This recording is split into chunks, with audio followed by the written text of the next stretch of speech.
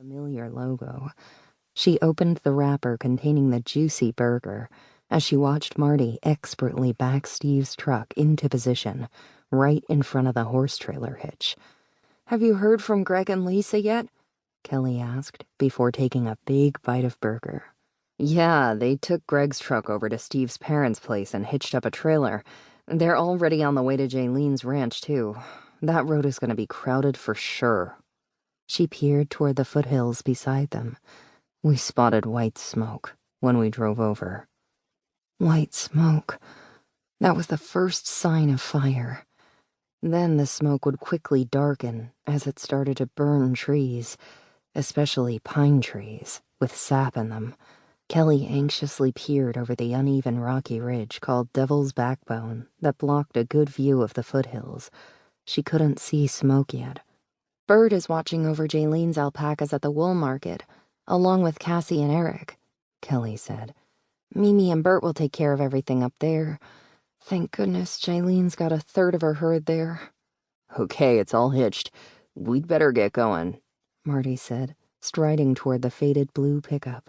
"There's gonna be a ton of people on the road. We're taking Taft Hill, up to Overland Trail, then Centennial Road beside the lake. Then cut through the side roads to the mouth of the canyon. Stay right behind me, Kelly, so we don't get separated. Firefighters will be coming in from other counties, so we'll have to fight our way through traffic." "You got it." Kelly shoved the rest of the burger back into the bag and headed toward Steve's truck. Meanwhile, she sent a fervent plea above that she didn't crash into anything as she maneuvered the truck and trailer around narrow canyon roads. Revving the engine, Kelly proceeded to follow Marty and Megan out of Loveland and north into Fort Connor. Once they turned onto Overland Trail, which hugged the foothills that ran along the western edge of the city, that's when Kelly saw it. The smoke. White smoke, billowing up behind the ridges in the distance, puffy white clouds climbing into the sky, and nearby, other smoke billowed. Dark smoke. Charcoal gray, almost black. The sight of it caused Kelly's heart to lurch. She followed Marty as he turned left onto a county road that went up into the foothills and skirted the long, narrow Horsetooth Reservoir that lay between Fort Connor and the western edge of the foothills. Running nearly the length of the city, it was a popular recreational escape. However, Kelly noticed as many people lining the top of the reservoir this hot, 90-plus degree Saturday afternoon as those boating and swimming in the waters below. People staring west into the foothills and the canyons beyond, watching the smoke billow and rise. That fearful feeling stayed with Kelly as she drove along, leaving the reservoir behind as the road wound down into the Bingham Hill Valley, usually a beautiful green space of pastures. This summer, barely green. Buffalo once filled this picturesque valley, according to accounts of early pioneers who gazed down from Bingham Hill above.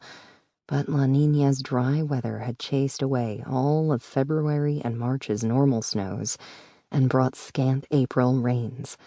May and June were dry to crackling in the record-breaking heat, in the upper 90s, day after day.